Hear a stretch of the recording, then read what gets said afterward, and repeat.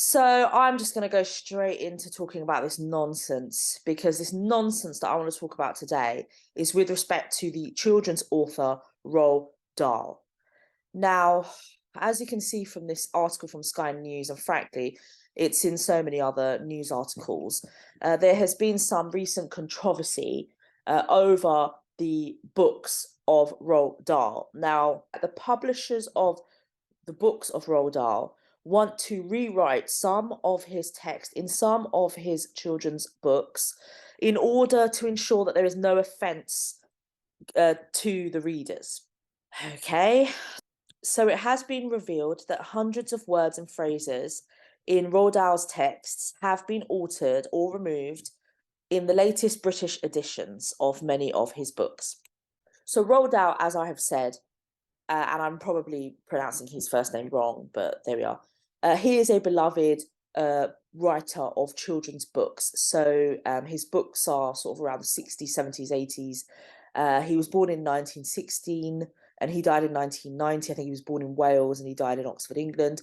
He is very beloved. His books are very famous and his books have been turned into animations, movies, musicals, theatre shows.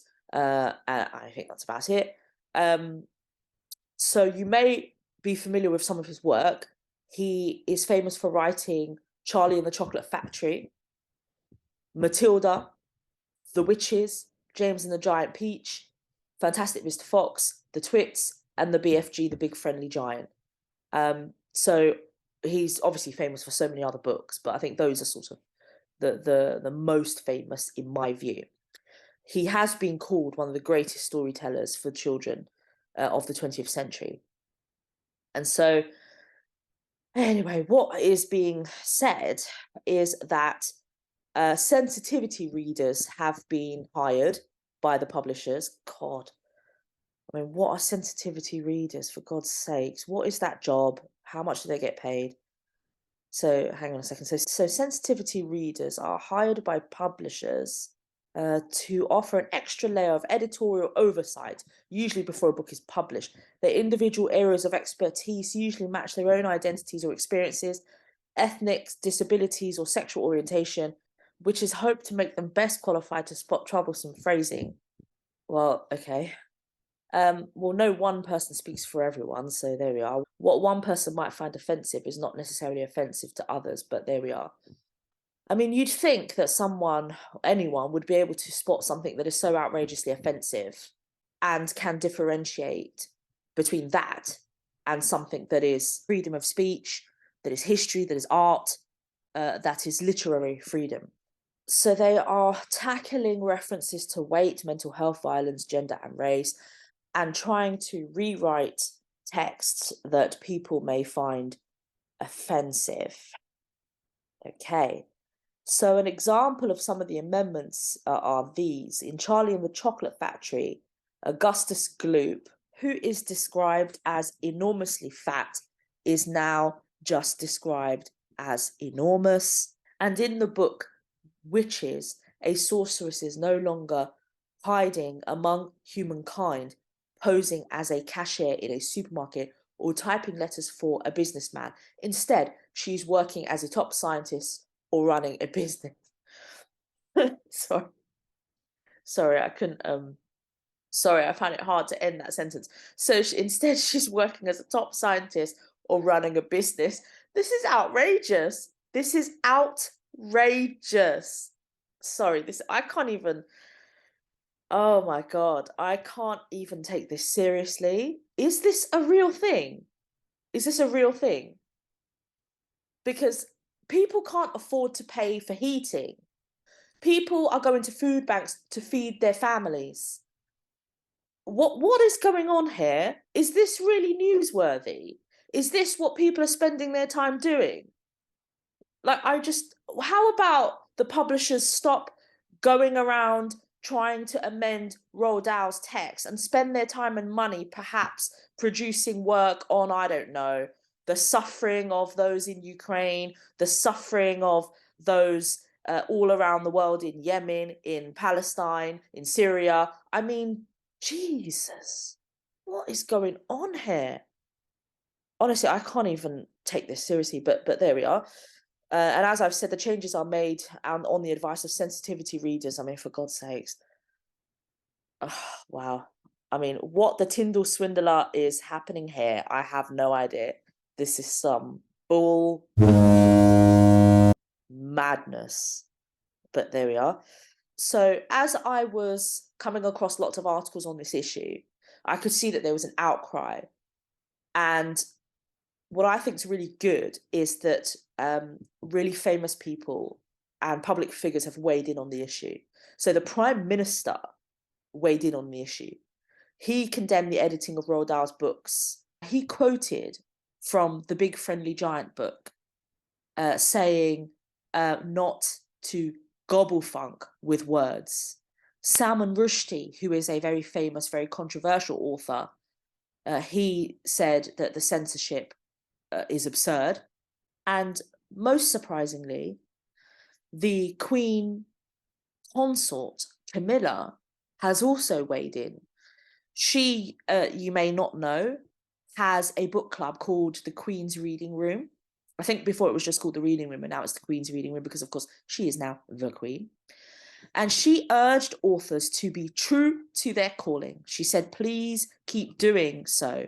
And please keep remaining true to your calling, unimpressed by those who may wish to curb the freedom of your expression or impose limits on your imagination. Now, that is well said. I think that deserves a clap.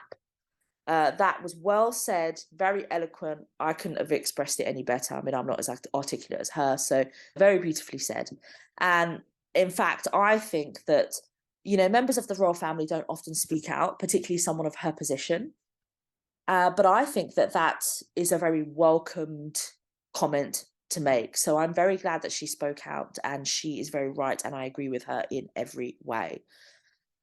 So what has now happened, and why I bring your attention to this article, is that I saw after this outcry, and it says here outrage over changes to the books, it appears that the publishers have now decided that they're going to print 2 editions of his classic books. So one with the original text, which is obviously Roald Dahl's text, his written text. It's his book. He's the author. It is his text.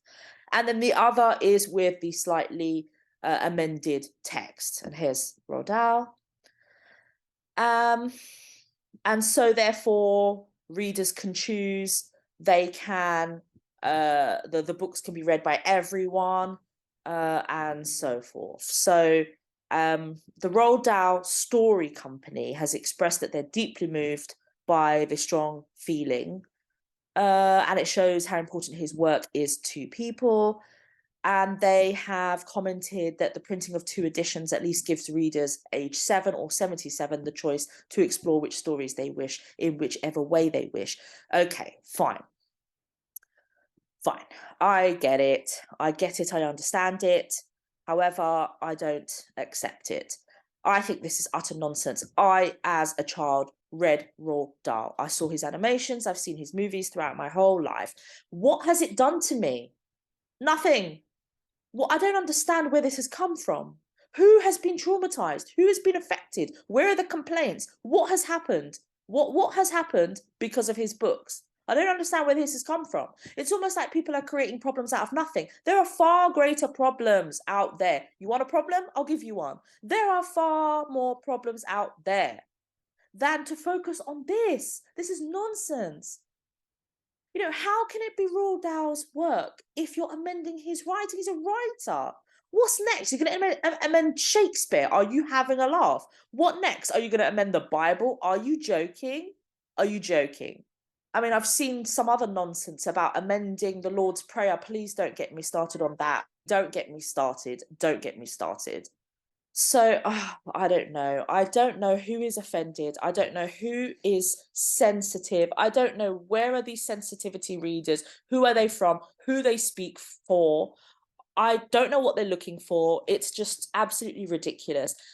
It seems to me like it's the adults that are getting all offended and the children just want to do the reading. Please don't create generations upon generations of softies.